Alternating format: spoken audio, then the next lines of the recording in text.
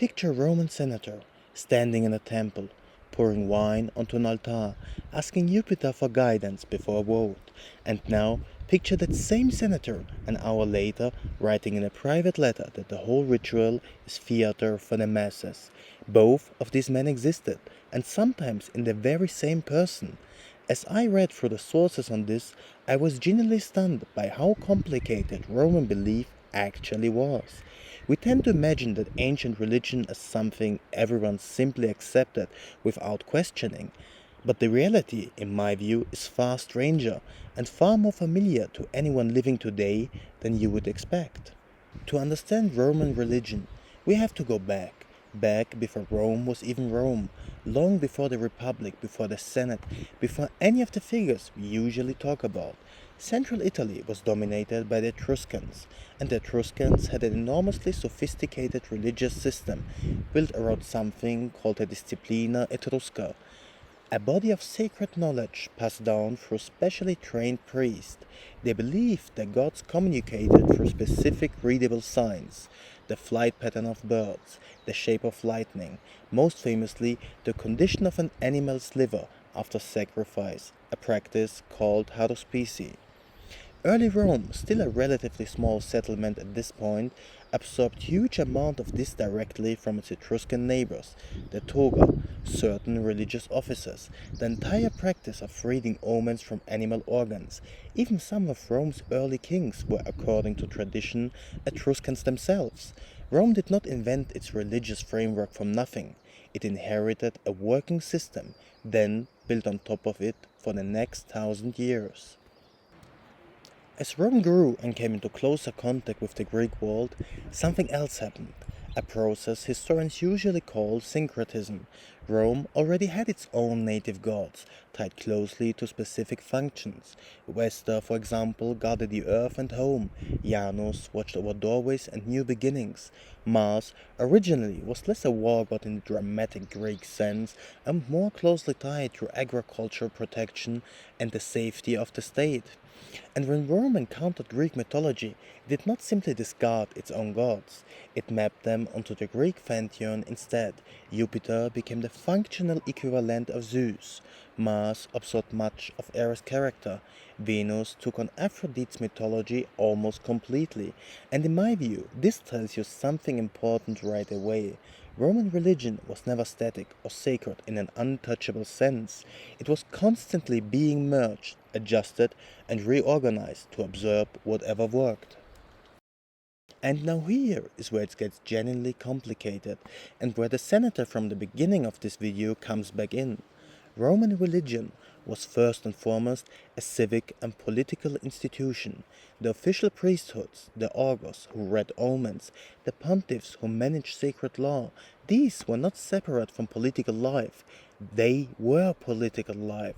Julius Caesar himself held the position of Pontifex Maximus, the highest religious office in Rome. While actively building his political career, religion and state power were the same machine, running on the same gears. And this is exactly why genuine private belief becomes so difficult to measure historically. Cicero, one of Rome's most brilliant minds, wrote extensively about religion in his work on the nature of the gods, and as I read through it, what struck me most was how openly skeptical parts of it are.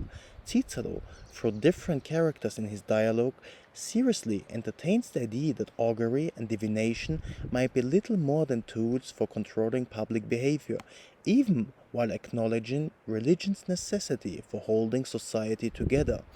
This was not some hidden, dangerous opinion. This was a respected statesman openly publishing philosophical doubt about the mechanics of state religion, while still performing in rituals without hesitation.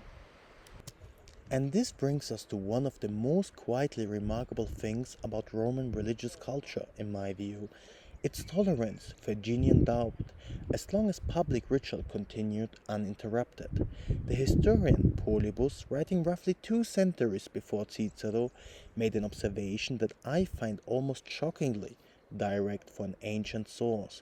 He argued that Roman religion was designed to control the common population, something he believed the educated elite quietly understood among themselves. Whether or not every elite Roman genuinely felt that way personally, the fact that this idea could be written down, read, and circulated tells you Rome was not a society of blind, unquestioning belief. Stoic philosophy, which became enormously influential among the Roman upper class, often reframed the gods in much more abstract terms, entirely, sometimes closer to natural forces or universal reason than personal intervening deities. Epicurean philosophy, also present in Rome, went further, still generally arguing the gods existed in a state of detached perfection, but they simply did not concern themselves with human affairs at all. So you had simultaneously within the same city, the same senate, sometimes in the same family, traditional ritual practice, Stoic reinterpretation, Epicurean indifference, and outright Ciceronian skepticism. Rome never resolved this into one single answer. In my opinion, it never tried to. What did stay remarkably consistent, regardless of personal belief, was practice. The Romans had a concept often summarized as do ut des, I give so that you may give. Religion functioned as a kind of contractual relationship. You performed the correct ritual in the correct way, and in exchange you could reasonably accept favor, protection, or simply the avoidance of disaster. And getting the ritual technically right mattered enormously. Getting your eternal emotional state right barely mattered at all. And this explained why someone could be privately skeptical, like Cicero, while still serving as an augur. It was not hypocrisy in the way we could usually use that word today. It was closer to civic duty layered over personal philosophy, two systems running in a parallel without needing to fully agree. What strikes me most, having gone through all of this, is how modern this entire structure actually feels. We are not used to imagine ancient people as anything other than simple believers. But Rome had philosophers debating whether the gods existed at all, statesmen performing rituals they privately doubted, and a religious system openly built, borrowed, and rebuilt from Etruscan and Greek sources over centuries. Belief, doubt, and ritual all operated side by side, often inside the very same person. The Romans separated public ritual from private belief more cleanly than most people realize.